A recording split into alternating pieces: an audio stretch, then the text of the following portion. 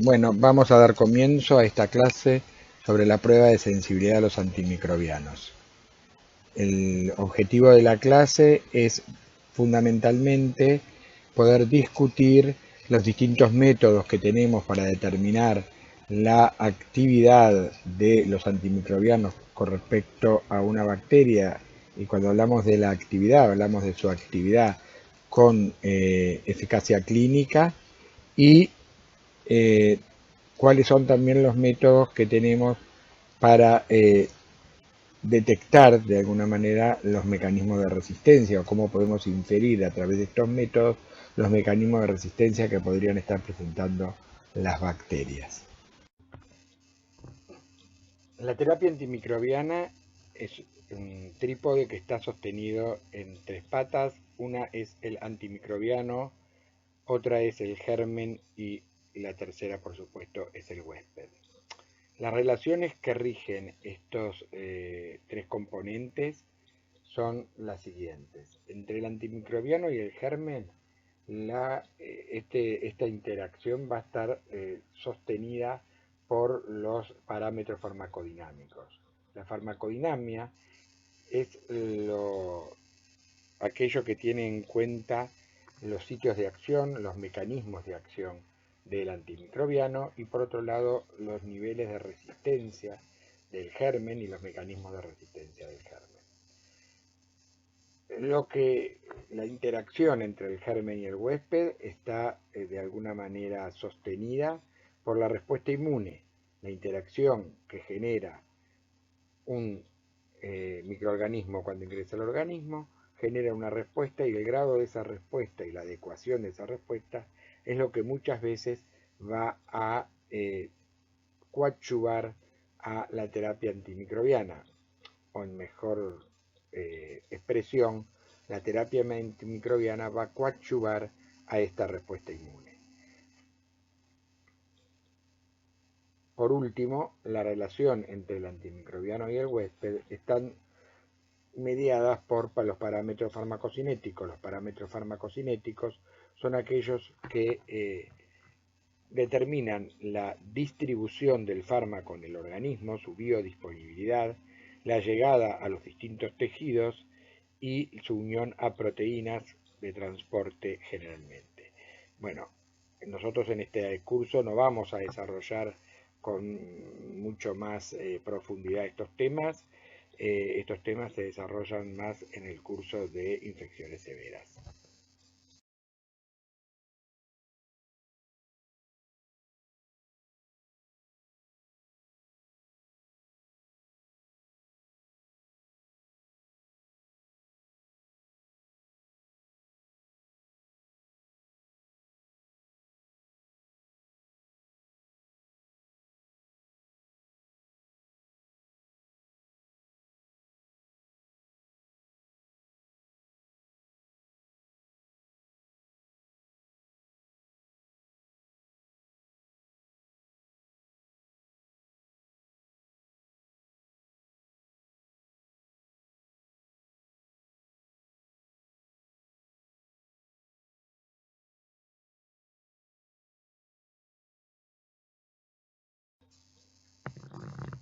¿Cuál es el objetivo de realizar una prueba de sensibilidad? El objetivo de realizar una prueba de sensibilidad a los antimicrobianos es predecir el éxito, y a eso es lo que llamamos sensible, o el fracaso, lo que llamamos resistente, al tratar un paciente infectado con un antimicrobiano o combinación de más de uno. La prueba de sensibilidad predice correctamente este resultado clínico. En la mayoría de las situaciones clínicas esto es así y esto más o menos uno podría estimar que se da en más del 90% de las situaciones clínicas. En ciertas situaciones clínicas esto no es cierto, o sea, lo que yo predigo no es lo que ocurre después in vivo en el paciente. Siempre debemos recordar de que estas pruebas de sensibilidad son pruebas in vitro con condiciones estandarizadas. Y esto no es exactamente lo que ocurre en el foco, lo que está ocurriendo en el organismo dinámico de un individuo.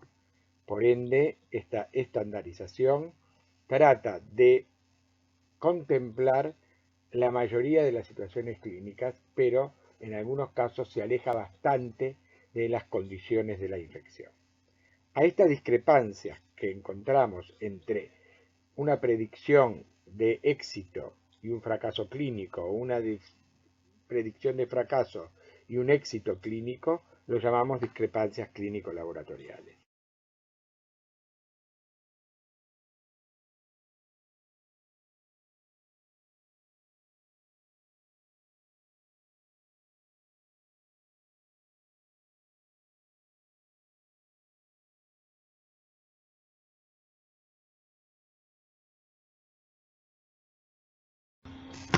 Y entonces, ¿cuáles son los factores que tenemos que tener en cuenta para poder determinar si hay una buena correlación clínico-laboratorial? ¿O cuáles son los factores que podrían determinar una discrepancia clínico-laboratorial? Uno es el tamaño del inóculo bacteriano. Todos sabemos que las pruebas de sensibilidad a los antimicrobianos, el inóculo es un inóculo estandarizado, que para los métodos de difusión será de 10 a la octava unidades formadoras de colonia por mililitro, que es el equivalente de una suspensión 0,5 de McFarland en un tamaño promedio de bacteria, o 10 a la quinta unidades formadoras de colonia por mililitro, que es lo que se usa para los métodos de dilución, ya sea en medio sólido o en medio líquido. Cuando usamos el método de estimación de la concentración inhibitoria mínima por metodología epsilométrica, o lo que se conoce vulgarmente como L-test, lo que estamos utilizando es un inóculo igual al de la difusión, que es de 0,5 de McFarland, o sea, 10 a la octava unidades formadoras de colonia por mililitro de bacteria.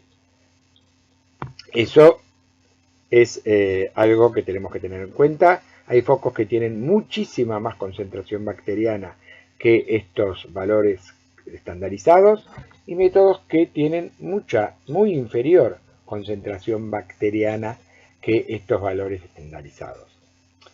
En cualquiera de los dos casos, esto puede influir en la correlación entre nuestro resultado in vitro y lo que vamos a observar in vivo en el paciente. La otra cuestión a tener en cuenta es la fase de crecimiento bacteriana. Muchos focos tienen a las bacterias en fase de crecimiento no logarítmica, o sea, en fase estacionaria. Y esto es un problema porque los antibióticos, o la mayor parte de los antibióticos que se usan en clínica, sobre todo para infecciones severas, son antibióticos que actúan con bacterias en fase de crecimiento logarítmico. Esto ocurre tanto para, como vimos, los betalactámicos, aquellos antibióticos que actúan sobre la síntesis de pared, como también para muchos de los antibióticos que actúan sobre la síntesis de proteínas. Y algunos también para aquellos que actúan sobre la síntesis de ácidos nucleicos. ¿Esto qué nos está diciendo? Que si yo tengo un foco donde las bacterias están en estado estacionario, muchas veces estos antibióticos no van a poder actuar o van a poder actuar muy pobremente. ¿Cuál es el ejemplo más característico de esta situación? Bueno, el ejemplo más característico son las endocarditis bacterianas, donde los gérmenes en la vegetación están generalmente siempre en fase estacionaria. Por otro lado, tengo que tener en cuenta que la bacteria tiene factores de virulencia, toxinas, enzimas extracelulares y productos metabólicos varios que pueden afectar al huésped independientemente del tratamiento antimicrobiano. ¿Esto qué quiere decir? Que si yo tengo una bacteria mucho más virulenta, dos infecciones por el mismo germen, donde una está producida por una cepa que casualmente es mucho más virulenta, podrá tener mucho más falla de tratamiento, aún con un antibiótico que es sensible para este microorganismo, porque mientras yo no puedo erradicar todos los individuos bacterianos del foco, o sea, todas las bacterias del foco, van a seguir produciendo estos mecanismos de virulencia y el paciente va a seguir teniendo un efecto deleterio sobre su organismo. Un caso característico se da con Streptococcus, donde su resistencia no ha variado en la historia, siempre fue sensible a todos los betalactámicos, incluida la penicilina, y permanece así. No hay ningún reporte en el mundo que indique que Streptococcus pyogenes haya adquirido resistencia a la penicilina. En cambio, hay cepas de Streptococcus pyogenes que pueden hacer infecciones invasivas muy tórpidas y que llevan rápidamente al shock séptico y la muerte, mientras que otras cepas no tienen casi ningún tipo de expresión patogénica más que la local del foco donde está el germen. También tenemos que poder interpretar que los factores de adherencia del microorganismo, que son fundamentales para poder iniciar un proceso infeccioso y para poder perpetuarlo, tenemos que tenerlos en cuenta. Y el caso más claro es cuando una bacteria tiene factores de adherencia que le permiten anclarse fuertemente a los tejidos y aparte segrega una glicoproteína que forma una biopelícula que conocemos como el biofilm o el slime, y que produce una situación muy particular. En estos biofilms que forman las bacterias cuando se adhieren fundamentalmente a superficies inertes, por eso afecta mucho a las infecciones que se dan en dispositivos intravasculares o en dispositivos protésicos osteoarticulares, está marcada porque las células bacterianas no plantónicas, o sea, no las que están libres circulando en los líquidos intercelulares, sino las células que están dentro de ese biofilm, de esa biocapa, se comportan como una comunidad. Dejan de comportarse individualmente para empezar a tener todo un sistema de señalización y comportarse con un comportamiento grupal. Y esto trae muchas veces aumento de los niveles de resistencia a los antibióticos y aumento de la virulencia. Y por último, los mecanismos de resistencia que estén disponibles en el germen para poder sortear la acción del antimicrobiano en cuestión. Estos mecanismos de resistencia muchas están incorporados o los podemos predecir porque afecta nuestra prueba de sensibilidad o la sensibilidad a ese antibiótico en nuestra prueba de detección, pero muchas veces algunos mecanismos pasan desapercibidos para estas pruebas. O sea, podemos predecir gran parte de los mecanismos de resistencia, pero hay un grupo de mecanismos de resistencia que no son predecibles por las pruebas estándares. Algunos solamente son predecibles por métodos de biología molecular, por la detección del gen que codifica para esa resistencia, y entonces la interpretación de nuestro antibiograma no podría, en ese caso, tener presente estos mecanismos de resistencia.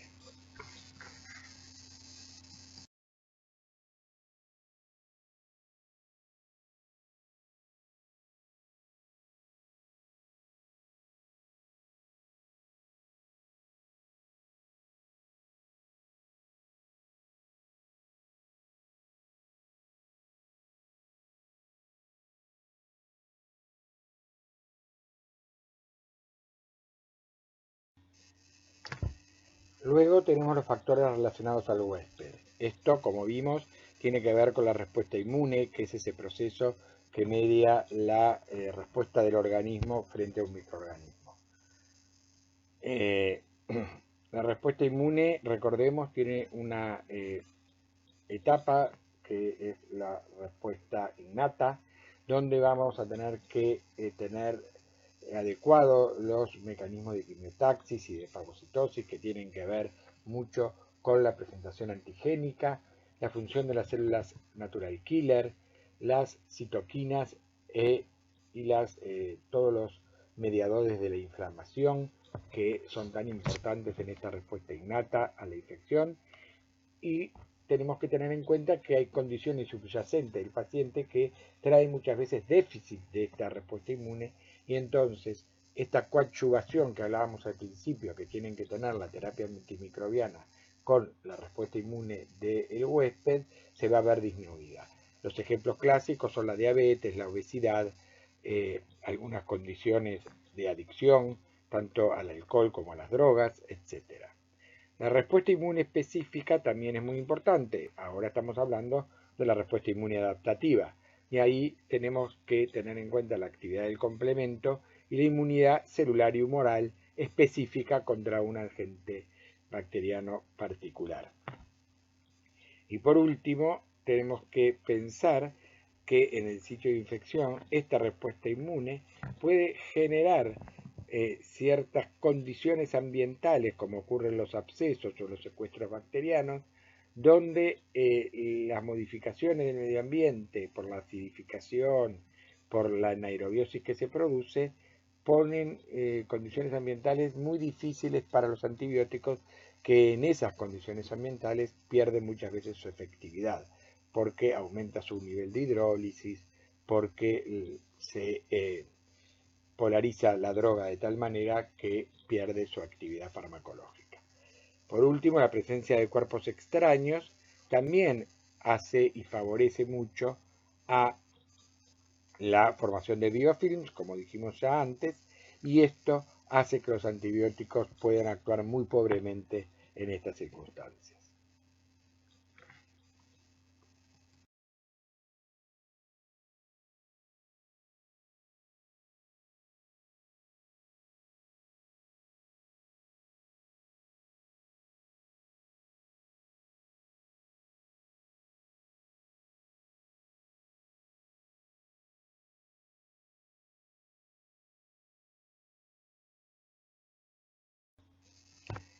Por último, tenemos los factores relacionados al antimicrobiano.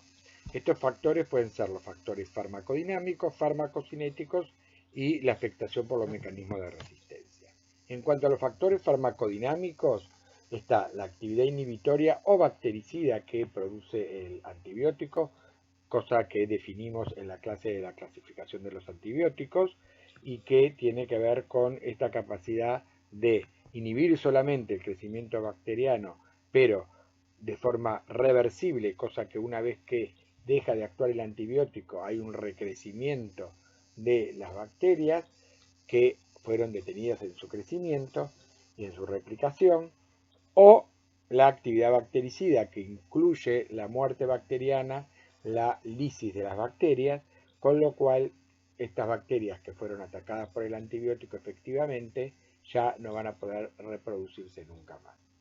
La actividad subsim y la velocidad bactericida, esto se refiere a si tenemos efectos posantibióticos, actividad por debajo de la concentración inhibitoria mínima que habíamos charlado recién, y la velocidad con que se produce la bactericidia. Cuando más rápida es la bactericidia, yo voy a tener mayor efectividad del antimicrobiano. Y esto ocurre porque voy a tener, si la bactericidia es muy rápida, voy a tener que la gran cantidad de bacterias van a morir en el tiempo en que el antibiótico está por encima de la concentración inhibitoria mínima, que es la condición farmacocinética, farmacodinámica ideal para la acción del antibiótico. Y por último, el efecto por debajo de la SIM, el efecto posantibiótico y el efecto inóculo. Esto tiene que ver con que, lo vimos antes, con que ciertas condiciones de cantidad de bacterias puede afectar a un antimicrobiano de manera desmedida. Supónganse ustedes que tenemos una bacteria que produce un nivel basal de una enzima que degrada el antibiótico. Si estas bacterias están en una concentración baja, de 10 al cuadrado, de 10 al cubo, de 10 a la quinta en un foco, es probable de que esa producción basal por esa cantidad de bacterias no alcance para hidrolizar el antibiótico que yo estoy dándole al paciente. Pero si las bacterias que producen esa enzima en condiciones basales, sin que sea un alto nivel de resistencia, ahora están en gran número, la cantidad de enzima producida en masa es mucho mayor y esto sí va a producir un efecto de hidrólisis o de degradación enzimática del antimicrobiano que está siendo usado en el tratamiento. Por otro lado, tenemos los factores farmacocinéticos que tienen que ver con la absorción y la distribución, como habíamos dicho, y que son aquellos que define cuánto del antibiótico que yo doy, si es por vía oral, va a llegar a circulación, si es directamente por vía endovenosa, lo que yo voy a tener en circulación, o si es por vía intramuscular, aquello que voy a tener también, lo que va a llegar a circulación. Una vez que defino estas cuestiones de la absorción, tengo que pensar que ese antibiótico, una vez que está en circulación, se distribuye a los tejidos de acuerdo a gradientes que tienen que ver con muchas veces la liposolubilidad de los tejidos o ciertas cuestiones de ciertas barreras fisiológicas que tenemos, como es la barrera hematoencefálica, la barrera prostática, la barrera placentaria, etc. Por otro lado, la unión a proteínas y el metabolismo y la excreción. Algunos antibióticos no son activos en la forma en que nosotros se los administramos a los pacientes, sino que tienen que metabolizarse y es lo que es activo es algún metabolito de esta molécula que es administrada, o a la inversa, antibióticos que por el metabolismo pasan a formas inactivas. Entonces, cuanto más acelerado yo tenga el metabolismo para esas drogas, menos cantidad de droga disponible en el tiempo vamos a tener en un intervalo interdosis.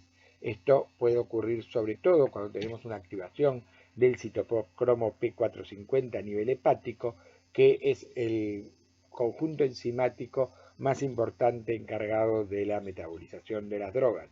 Y por último, cómo es la excreción de este antimicrobiano. Si el antimicrobiano tiene excreción netamente renal y concentra mucho en esta excreción, nos va a servir para poder utilizarlo en infecciones urinarias o en infecciones renales. Si el antimicrobiano tiene una muy buena excreción por intestino, por vía digestiva y por vía portohepática llega a intestino, vamos a tener que tener muy presente todo el daño ecológico que puede causar este antibiótico a las bacterias que están instaladas en el intestino, etc. Por otro lado, la excreción en los pacientes no es siempre constante.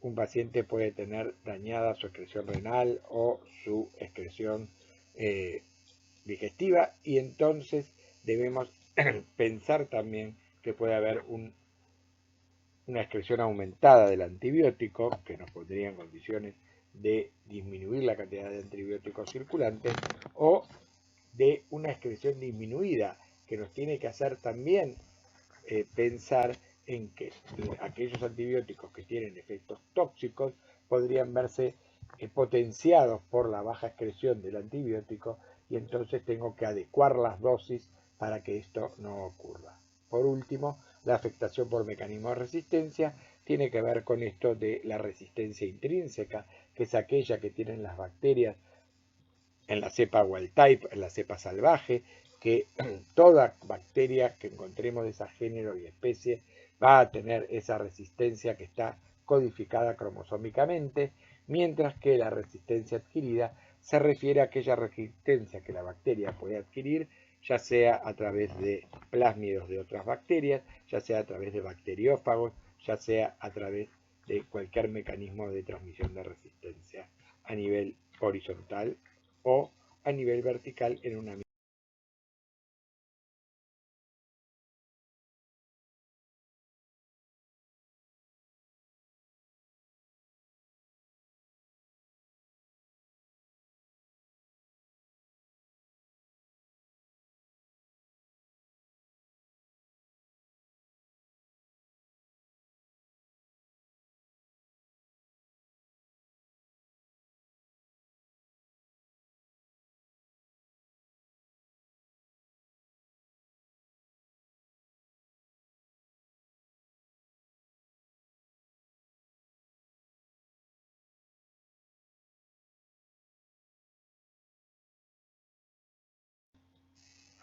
Bueno, entonces el monitoreo in vitro de la terapia antimicrobiana va a tener determinaciones que son farmacodinámicas o que se fijan, que están basadas en observar la interacción entre el germen y el antimicrobiano, y vamos a también tener determinaciones farmacocinéticas, donde nosotros vamos a poder determinar la acción del antibiótico in vivo en el paciente. Dentro de las farmacodinámicas tenemos el antibiograma por difusión, que se sigue utilizando en muchísimos laboratorios, si bien cada vez está más siendo sustituido por métodos alternativos automatizados. En muchos laboratorios lo seguimos utilizando, y aparte aún cuando usamos métodos automatizados para determinar la sensibilidad de las bacterias, también debemos seguir haciendo muchas veces pruebas de sensibilidad por discos, o sea, el método de difusión de Kirby-Bauer, para poder certificar algún mecanismo de resistencia o para poder confirmar alguna resistencia que encontramos. También tenemos, bueno, la concentración inhibitoria mínima, que es el gold standard para la determinación de la sensibilidad a los antimicrobianos, la concentración bactericida mínima, las curvas de muerte y la determinación de mecanismos de resistencia. Por otro lado, las determinaciones farmacocinéticas serán aquellos que nos permitan ver cómo actúa el antibiótico en una muestra de suero del paciente, con lo cual yo voy a monitorear de una forma indirecta a la bacteria y al germen y al antimicrobiano, pero también involucrando los parámetros de absorción, de biodisponibilidad y de llegada del antimicrobiano a el foco. Esas pruebas son el poder bactericida del suero, la velocidad bactericida del suero y la concentración de antibióticos del suero.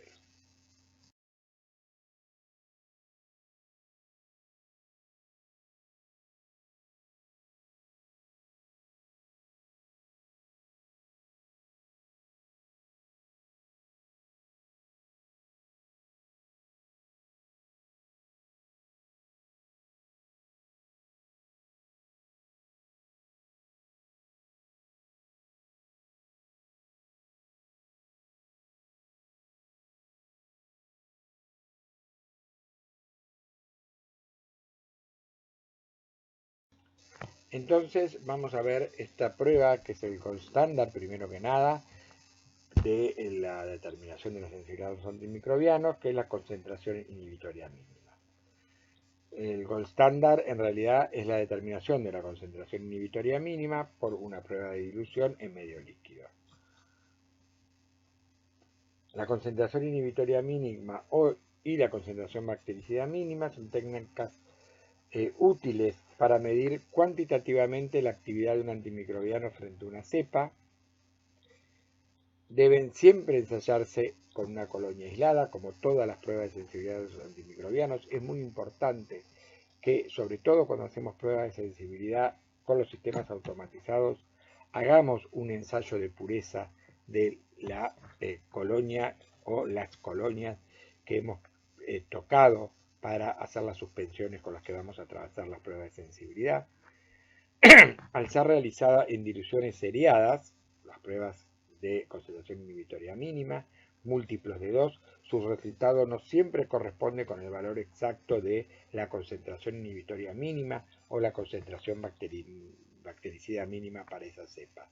¿Esto qué quiere decir? Que como yo voy a hacer diluciones múltiplos de 2, 2, 4, 8, 16, 32, 64, etc., no voy a poder determinar valores intermedios entre una dilución y otra. Quiere decir que si yo la SIM de una bacteria me da 4, yo no puedo estar seguro de que la SIM de esa bacteria no esté entre 2 y 4. ¿Sí? Ya lo vamos a ver mejor cuando expliquemos más detalladamente la metodología. Se deben usar drogas con potencia certificada. Esto es que yo debo saber cuán activa es la droga que estoy pesando para hacer la solución madre con la que voy a preparar la solución de antibiótico, que ya vamos a ver cómo la utilizamos en la explicación del método. El rango de concentraciones a utilizar se estima teniendo en cuenta la concentración inhibitoria mínima usual de la bacteria en estudio para su cepa salvaje, para lo que es su wild type, y los puntos de corte de sensible o resistente y la concentración inhibitoria mínima de la cepa control de la ATCC que yo voy a utilizar. Y el punto final es aquella concentración de antibiótico que inhibe el desarrollo o que produce bactericidia si estamos dosando concentración bactericida mínima. En el método de concentración inhibitoria mínima lo que usamos es inhibición, es detención de la replicación bacteriana, pero no sabemos si esa inhibición es producto de una droga bacteriostática y que simplemente es inhibición y es reversible y una vez que yo retiro el antibiótico vuelve a crecer la bacteria, o si se produjo la lisis bacteriana. Para saber si una cepa, cuánto es la concentración de antibiótico que produce la lisis bacteriana, debo saber el poder bactericida mínimo.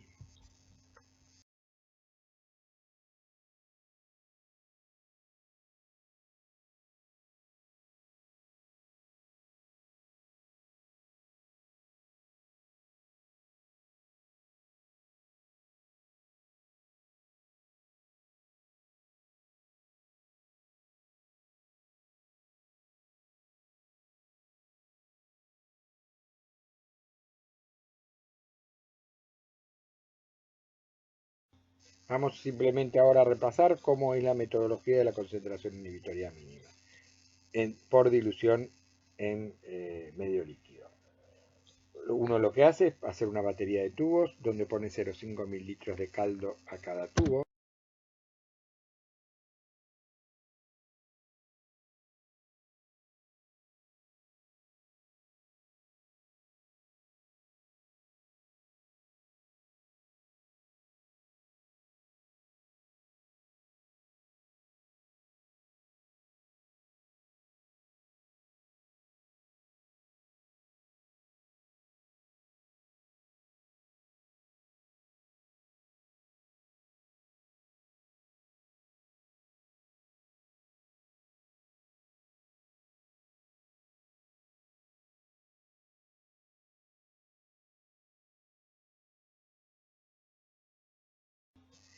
Y luego le agrega 0,5 mililitros de la solución de antibiótico con la concentración inicial que uno ha calculado de acuerdo a estos parámetros que vimos anteriormente, de la cepa salvaje y de los parámetros utilizados para categorizar en sensible o resistente a una cepa, cuál es la concentración inicial que voy a usar. Una vez que la estimo, peso la droga, hago las diluciones correspondientes y llego a una solución de trabajo con la concentración que a mí me interesa iniciar la medición, o sea, la que voy a agregar al primer tubo.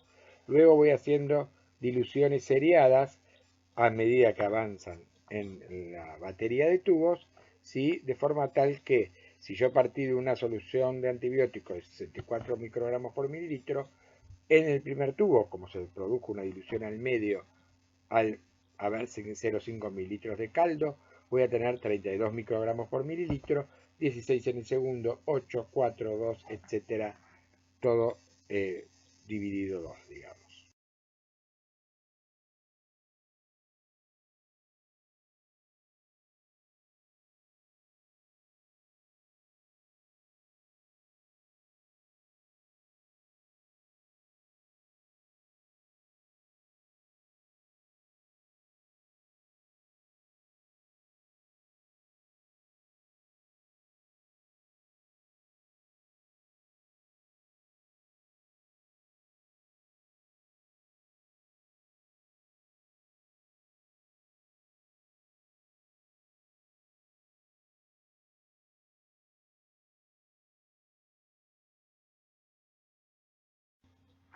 Luego se agrega la suspensión de la bacteria a la que le queremos estudiar la concentración inhibitoria mínima o determinar la concentración inhibitoria mínima para el antibiótico determinado, y esto se hace añadiendo 0,1 mililitro de un inóculo bacteriano en una concentración de 5 por 10 a la quinta unidades formadoras de colonia por mililitro. Esto se hace preparando una solución 0,5 de McFarland que tiene 1 por 10 a la 8 unidades formadoras de colonia por mililitro, y haciendo las diluciones de forma tal de llegar a la concentración que está aquí planteada. Luego incubamos overnight a 37 grados. Para algunas bacterias hay condiciones más estrictas de tiempo, por ejemplo, las determinaciones de concentración inhibitoria mínima para el género estafilococo tiene que ser por una incubación estricta de 24.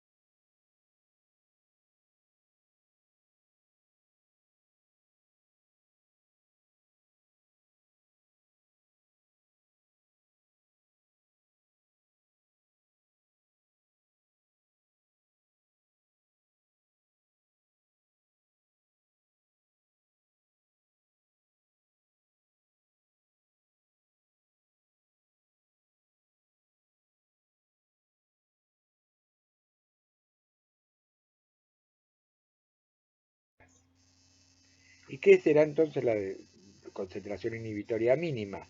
La concentración inhibitoria mínima es el último tubo donde hay inhibición del crecimiento bacteriano, donde no vemos turbidez. Es el último tubo que vemos absolutamente límpido. Y esto, en el ejemplo mostrado en la diapositiva, sería 2 microgramos por mililitro.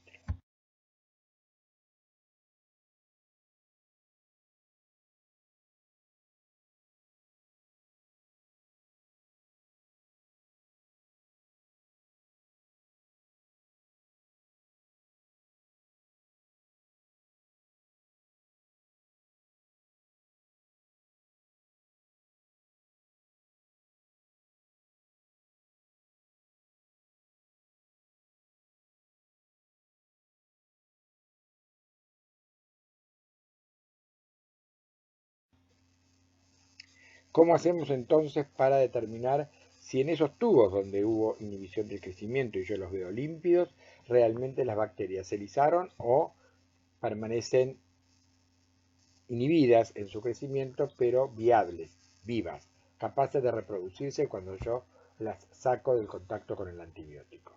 Lo que hago es transferir un inóculo de cada tubo que veo límpido a una placa de agar sangre. De manera, lo que hago es transferir 50 microlitros de esa suspensión que tengo en cada tubo y me fijo, lo siembro en esas placas y los incubo en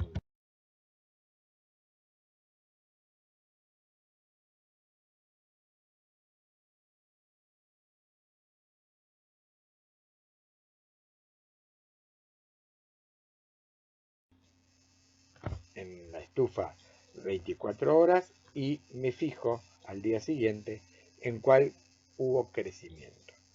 Y entonces, por ejemplo, en el caso mostrado aquí, vamos a tener que la CBM es 8 microgramos por mililitro, ya que en 4 y en 2 microgramos por mililitro tuve crecimiento. Y esto quiere decir que entonces la concentración bactericida que me lisó o me destruyó o me mató a las bacterias es 8 microgramos por mililitro. En general, lo que se estima es que cuando hay una diferencia entre la concentración inhibitoria mínima y la concentración bactericida mínima mayor de 3 logaritmos, uno tiene lo que se llama tolerancia tolerancia al antibiótico, o sea, es lo que se consideran las bacterias tolerantes a un antibiótico, ¿sí? Que la bacteria tiene actividad, está dentro del rango de sensibilidad para ese antibiótico, pero no tiene una bactericidia adecuada.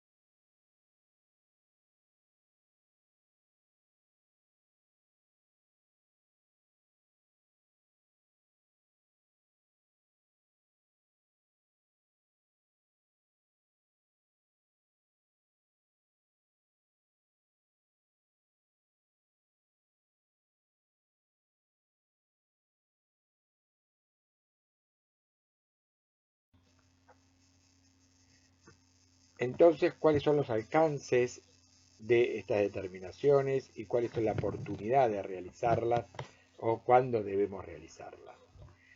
Hay que tener en cuenta que una de las limitaciones de estas determinaciones es que son costosas y laboriosas, requieren una balanza analítica de muy buena calidad, drogas antimicrobianas con potencia certificada. La realidad es que las drogas que uno puede comprar a laboratorios como Sigma, por ejemplo, de potencia certificada, son sumamente costosas. Lo que uno hace muchas veces es trabajar con las drogas provistas por los laboratorios que producen los antibióticos o directamente con los viales liofilizados de antibióticos tal cual vienen para ser administrados a los pacientes. En ese caso lo que tenemos es que contar con el dato de qué certificación, o sea, de cuán potencia tiene esa droga. En general, en nuestro país, el Servicio Antimicrobiano, que es el servicio de antimicrobianos del Instituto Malbrán, que es el laboratorio de referencia en antimicrobianos para nuestro país, dependiente del Ministerio de Salud, nos brinda generalmente un listado de las distintas marcas de antibióticos que están disponibles y cuál es la potencia de los viales que se utilizan para la administración de los antibióticos a los pacientes. Entonces podemos prescindir de adquirir las drogas a estos laboratorios especializados en producir drogas de calidad analítica que son tan caras. Miden actividad inhibitoria estas técnicas o de bactericidia global del antimicrobiano versus el germen en particular. Tenemos un tiempo de incubación que es constante, ¿sí? Que es muy diferente de lo que pasa en el organismo, donde el enfrentamiento de un germen a un antibiótico va a ser en lo que dure la vida media del antibiótico y que el inóculo bacteriano es un inóculo bacteriano estándar y que, como dije antes, puede estar muy alejado de lo que ocurre en el